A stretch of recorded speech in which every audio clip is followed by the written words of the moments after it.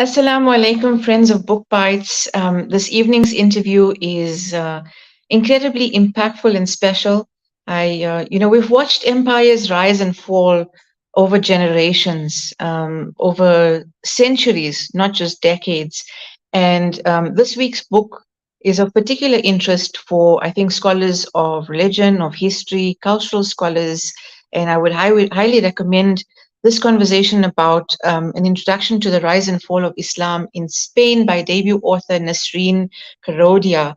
The story of Andalusia, the story of Al-Andalus, and why I found this particularly, impactful, like I said, fascinating, but also devastating to read, was because of over centuries, the kind of rise, the impact, and the implications of the contributions made through the scholars, the nobility, and the time of Islam in Spain, and obviously the fall of Islam in Spain over that time, and the kind of conversation that we're going to get to in the next few minutes when we introduce our author will really give you a sense of why this book is so important and why I feel that scholars of various of the social sciences, and if you have any interest at all in in these sort of stories about the rise and fall of empire, that you should really get your hands on a copy. So Nazreen Karodia was born in Leslie, a country town in Pumalanga, Highveld. She works part-time in medical admin. From an early age, has always had a keen interest in politics and Islamic history, which propelled her into this particular research. Her work on Islamic Spain is her first book. We hope to see much more from the pen of this author. She lives with her husband and their three sons in Midrand, South Africa. And when she isn't spending time with family, she loves to read and has a passion to be outdoors, walking, birding, and gardening. Assalamu alaikum and welcome to the show, Nasreen. Such a wonderful opportunity to have you here this evening. Welcome to Book Bites. Walaikum salam, Shafinaz, and thank you for the opportunity. It's wonderful to have you. Like I said, Mubarak on this book.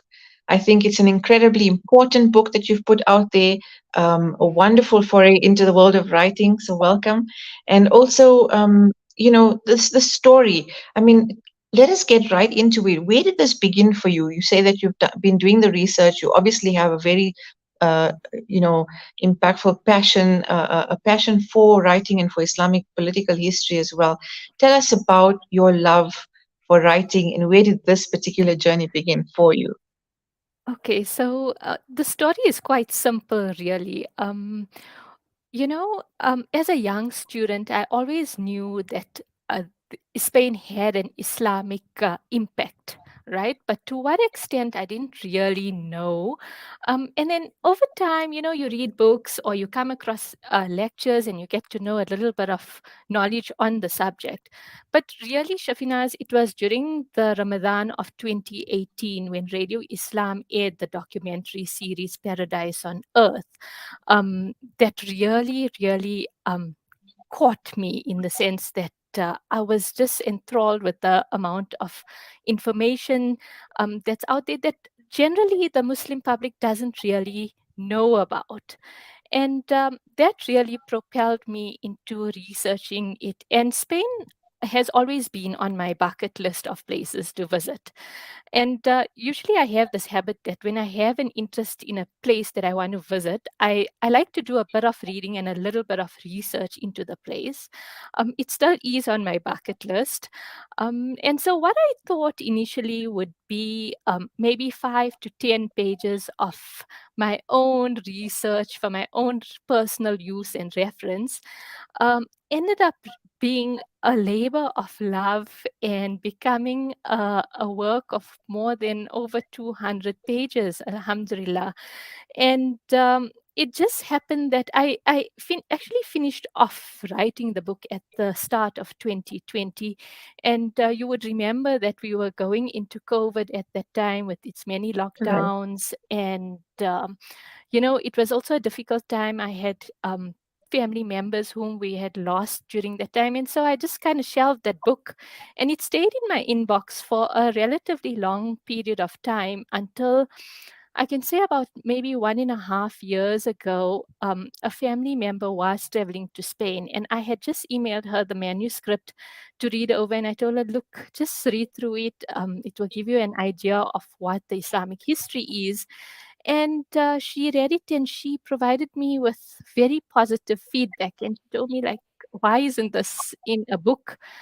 And when she provided that feedback to me, I was still sort of deliberating as to whether I should get it published or not. And then I decided that, okay, let me just give it a go. I have nothing much to lose.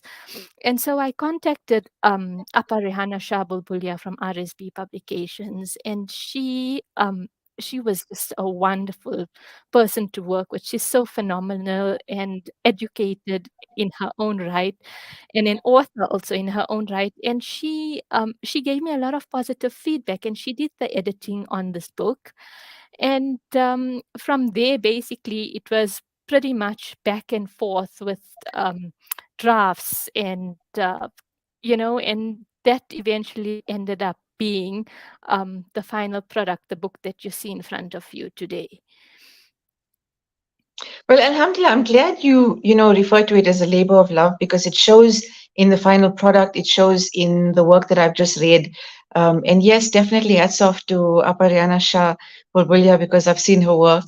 So I think it's wonderful that this collaboration has turned into this beautiful publication.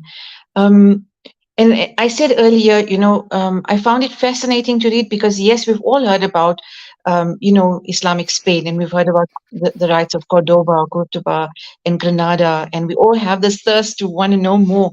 And you've packaged it in more than one way. You haven't just put your research together, but I enjoyed and appreciated your insights, the insights that you give that can be drawn to today, to current day, the politics of our time also. And at the same time, there was this sort of you created a thirst while I think any of your readers picking up this book will have this thirst to see the place, but also to understand how this occurred, how this fall occurred. Let's go back to talking about the advent of Islam in Spain and the contributions of the time, because there's so much that you document in terms of astrology and architecture, and I mean, I think that um, this wonderful kind of it has resonance for where we are today. I think the contributions made at the time have an impact until today. Talk to us about some of those contributions made by Islamic scholars and the various industry that Muslims impacted upon during the time of Andalusia. Yeah, so oh, wow, it's such a broad topic. And Spain was really a center of Islamic knowledge as well as secular knowledge. Um, Islam has always encouraged learning and seeking knowledge. We all know that the first words revealed to our Prophet Nabi Sallallahu Alaihi Wasallam was Iqra, meaning read and pursue knowledge. So Spain produced a great number of renowned scholars and thinkers, and many of them were giants in several fields. And that for me was just so amazing to learn about, because when we think of education, we kind of separate it, where we have secular education on the one hand, and then we have Islamic education on the other hand. Right. And that's pretty much how our education system is built in South Africa, for instance, where our kids would go into mainstream schooling and then maybe in the afternoons do madrasa. And this wasn't the case in Spain, because a lot of these thinkers were mathematicians, they were historians, and at the same time, they were giants in Quran, in tafsir, in fiqh, in hadith. So all of these subjects were taught concurrently to these people when they were learning in Spain. And they didn't have universities like how we think of in today's time. They had universities in Baghdad, in Cairo, but in Spain there were no universities. They kind of had a madrasa system, and in that system all of these subjects were taught. And it was amazing. And once all they had qualified, they were given like an ijaza or a license to then go on and open up their own schools and their own centers of learning, and then propagate knowledge in that way. And in that way, like I say, Spain, the book has made reference to several people. um, a few of them that's come out really are people like Ibn Rushd, Ibn Hazm, the story of Ibn Arabi, what's his name? I struggle to remember his name, but his surname is Ibn Arabi, and he had what a interesting story where he shows that he and his father actually boarded a ship to go out in search of knowledge, and the ship was caught up in a storm and it was shipwrecked, and they reached the coast of Africa and they were in such dire straits. But um, be that as it may, he had such a unique story to tell. But when he carried on with his knowledge, and he came back after many years to Spain, he actually became the judge, the Grand Qadi of Seville. And yeah, so things like that. And apart from that, what also amazed me was, there were two English scholars, two people from England who traveled to Spain. The one was called Adelard of Bath, and Daniel of Morley, he was the second person. And what they had found currently in Europe at the time where they were was a severe lack of uh, knowledge of substance, if I can call it that. And they Okay. had traveled to Spain because they had learned that Spain was the center of knowledge.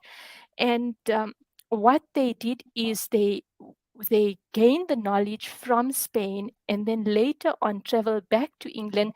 And the knowledge that they gained then became the scientific basis for the knowledge that was taught at the University of Oxford at the time. So all these interesting anecdotes, that we don't really know about, came out in my research after I had read about it. And a few others, like somebody like Al Zarqali. He was such a phenomenal personality. He created the tables of Toledo, the astronomical tables that were used for the movements of the planets, and his work on water clocks, for instance. It is said that he had a water clock that used to work based on the phases of the moon. So Okay. at the start of the month, when the moon was just a crescent, those that basin would be empty, and when the moon was full on the 14th of the month, those basins were filled, and all of this amazing um, personalities that Spain produced. And it just kind of struck me when I did the research, is it that how was it that a country in the middle of Europe was able to produce some of the greatest thinkers and the greatest minds, and not only in with regards to secular knowledge, but as well as Islamic knowledge. Another personality that you would come across in the book is somebody called Abdul Qasim al-Zahrawi, and he was known as the chief of all surgeons. He devised catheters and instruments for ENT specialists, for ophthalmology in the fields of gynecology, and it was just amazing to learn how educated these people were. Somebody like Ibn Sina, his Qanun, they refer to it as the Qanun, the medical encyclopedia of Ibn Sina. Surprisingly, it was reprinted between 15 and 25 times over the 15th and 16th century. So that tells you the phenomenal contribution these individuals played towards our own scientific thinking that we have in the modern centuries today. And And then when I was also, reading, Yeah, sorry, just to interrupt you there.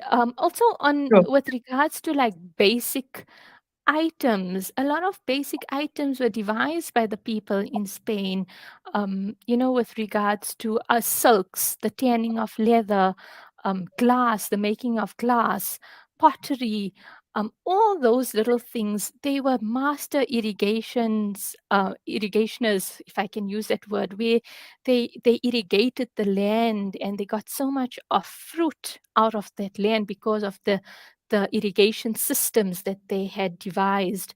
So it's such a vast topic, and I've tried to condense it as best I can in the book. So this was the area of fascination for me because obviously there's so many fields and industries that it admits to having largely Muslim influence. And I mean, you talked about the tanning and all the different industries, but for what stood out for me was the advent of paper, and how important knowledge production was at the time, where you have thousands, not just tens of thousands, hundreds of thousands of books in each private library of the nobility. That fascinates me, but at the same time, my heart broke when I read about how these were purged and burned during the Inquisition. So, let's move across and talk about this purging of Muslims, as forced migrations, the forced conversions of Jews and Muslims from their religions, and and what really happened at the advent of Frederick and Isabella, and how that impacted on the region, and the movement of Muslims, and the sort of deletion, erasure of Islam, the ethnic cleansing of Muslims from Spain at the time. Yeah, yeah. So like you so rightly mentioned, Spain has so many lessons to teach us, and a lot of it, like you say, are quite painful to read. If you look at it, Cordoba, for instance, went into political instability around the 11th century. So, like, say, around by 1031, Cordoba was politically unstable. But it actually took um, over 200 years for Cordoba to fall. So when we think of disintegration, it didn't happen overnight, right? Mm. So it actually happened where Cordoba actually fell in 1236, which was like about a whole 250 years after that initial instability. And then thereafter, city after city fell. But like I said, it didn't happen overnight. It happened after several years, where Valencia was next to go. Seville was after that. Murcia was after that. And then the last stronghold was Granada, which fell in 1492. And from that time, like from say the 11th century, right up until the last ships left Spain with Muslims for North Africa, the last ship recorded was actually in 1614. So that tells you it was over a span of 500 years that this happened.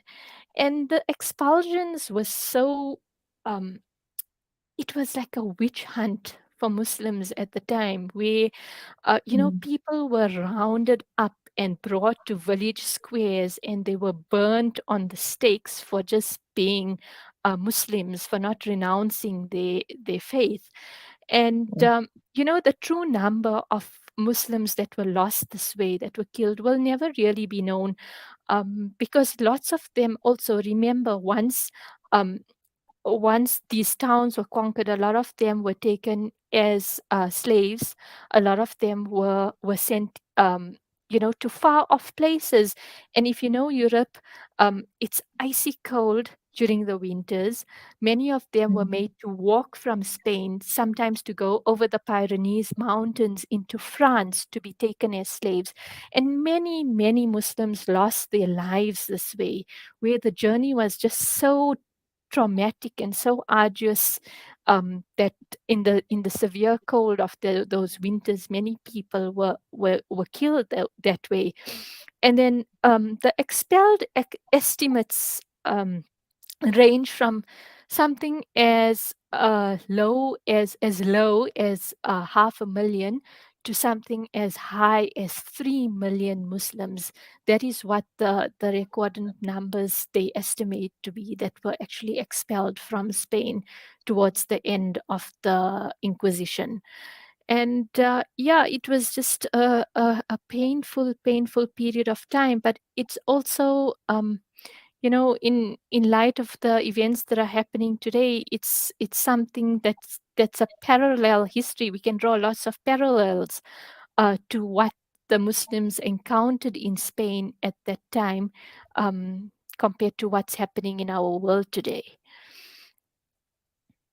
I mean, when we look at it, and when I read as well, there were nobility who sold out in many ways. They sold out, and because of them, the greater warriors of the revolution were ambushed and were killed. I mean, you make reference to some of that as well, and we're seeing those mirrors in our time as well. And the big questions that come up are, is the concept of a global ummah a farce, whether we're talking of then, 11th century, or we're talking about now? Is this concept a farce? Are we sort of not learning from history? Are we not meant to learn from history and take a page out of history and say we can do better? And what are the lessons for our time, for our current time? Yeah, that's such a great question, Shafinaz. And where, where do you start? I don't personally, in my opinion, I don't think that the concept of a global ummah is false. And like how you say, nobility, um, you know, uh, played such a big part in causing the downfall of Spain. So, for instance, when Granada fell, Abu Abdullah, he was one of the salient or the key figures in the downfall of Granada, where he was so treacherous. He was bought over by Ferdinand that he actually betrayed his own father and his own uncle, where the armies would go and he would the armies would go to fight, on behalf of the Muslims, and he would belie them, and he would inform the opposition as to where these armies were and what their strategies were. And so many Muslims that way were killed. And don't we see it today? I mean, um, currently what's happening in Palestine at the moment, this last month has been such a difficult time for the entire ummah. And but also how Nabi Sallallahu Alaihi Wasallam has said that the ummah is like one body. So when one part is hurt, the rest of the body does feel pain. And we are that kind of an ummah, inshallah, where we do feel pain for our brothers and sisters that are going through suffering in the world. And I think it's not so much a fallacy, because more so the global ummah is very much visible if you go to a place like Mecca and Medina on pilgrimage. You can see the unity of the common people. The ummah is very much there. However, having said that, I think currently we live in a very highly fragmented society, now more so than ever. I think also that the deliberate dismantling of the Ottoman Caliphate over 100 years ago ensured that Muslims would never ever unite as a single ummah to come under one single umbrella body. But um, having said that, I think we are at the mercy of regimes and governments whose leaders are very much puppets to the West. And this has created a vacuum in leadership in the Muslim Ummah. And we have hypocritical leaders who are so far away from what's happening on the ground. I don't think they're so far away, but I think they just choose to look the other way. But at the same time, Shafinas, I think as a ummah, we are always encouraged to be hopeful. Um, in times like this, we are encouraged to have hope that things will change. The status quo currently cannot last forever. These despotic regimes cannot be there forever. It is not the system of Allah to allow that oppression to continue. In the same way that um, Spain was a lesson. It, people were oppressed there. But if you look at after several years, even though Ferdinand and Isabella tried very hard to remove Islam from Spain, today, if you look at it, um, the remnants of Islamic history are still there in Spain, but we have a community of Muslims there in Spain. And the same thing, I think, the world over, where people are trying very hard to suppress the Ummah currently. But inshallah, we are hopeful, and we hope that the Ummah will see better times in the future. And I think more so the intention behind this book was to instill hope to the reader, that despite the difficulties, the difficulties that the Muslims faced, we are a nation that should hold on to hope. And yeah, I think it's good. We are living in interesting times. I think it's going to be very interesting to see what the outcome is for the future of the Palestinians, especially our duas are always with them. But um, yeah, it's we are hopeful that inshallah, sooner rather than later, the assistance of Allah will come to them, and Palestine will be liberated. Um, I mean, I appreciate your hopefulness, when I hear you speak, because you're raising such pertinent points and pertinent questions, and you haven't held back. You've fully given the range of experiences and the brutality of that time as well, in your publication. So I think, yes, a very important book that people should be reading, but at the same time, it does raise those opportunities and those reflections for where we are in our current times, and the hopefulness. I definitely get a sense of the hopefulness that you've instilled in you, that you're trying to use this as a vehicle towards that kind of reflection. So, I wish you everything of the best with the future of this publication, with it getting out there, with the kind of conversations that will be raised through this book, and with the reconscientizing as well, because sometimes I think we can be a bit apolitical until there's really a challenge in front of us, as is the current scenario, with us wanting the Muslim world to stand together and to take a stance, a proper and a sort of progressive stance on the future of Palestine. And I think Yes, that a book of this nature will definitely have impetus for that and traction for that, inshallah. inshallah. Nasreen Mubarak, thank you so much for putting this together and for giving us your time this evening. What are your parting words for anyone reading this, researchers writing more of our Islamic history, and the importance of our story being told and being documented? Yeah, so I think it's important to understand that this part of history is largely absent from our history books. And if you can remember, growing up, when we were growing up, our history books at school were always told from a Eurocentric perspective, I feel. And so this is a message, and this is to encourage future writers, I suppose, to look at things from an Islamic perspective and to provide history books for the future from an Islamic perspective. I don't think it's known in on a worldwide audience scale.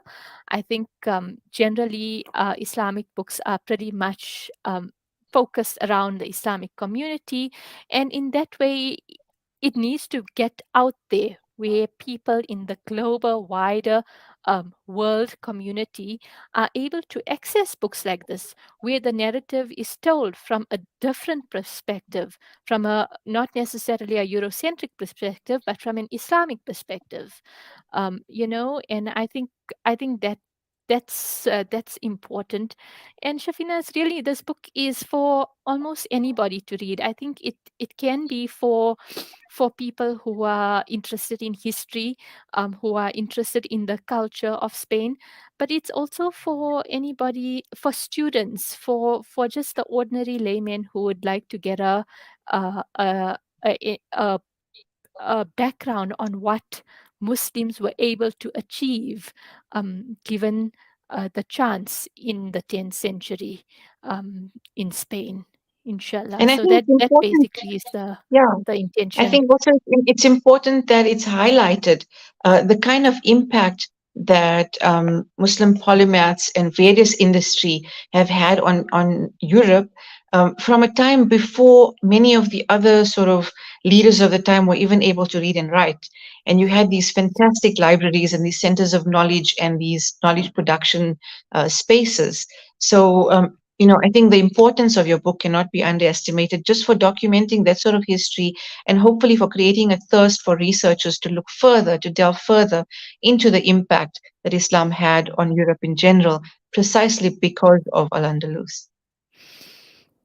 Jazakallah. Thank you so much for the opportunity. And if anybody is interested, they are largely available at the Islamic bookshops. But if you would like to get in contact with me directly, you can do so. My email address is karodia.nasreen@gmail.com. So you can pop me an email, as well as my Instagram handle is nkarodia.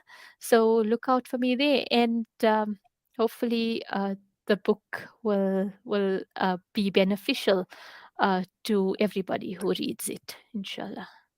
I have no doubt that it will, inshallah. Thank you again, once again, for your time. And that's it from us this weekend on Book Bites. We had a wonderful opportunity to speak to Nasreen Karodia about Al Andalus and the story of the rise and fall of Islam in Spain. Assalamu alaikum wa rahmatullahi wa barakatuh.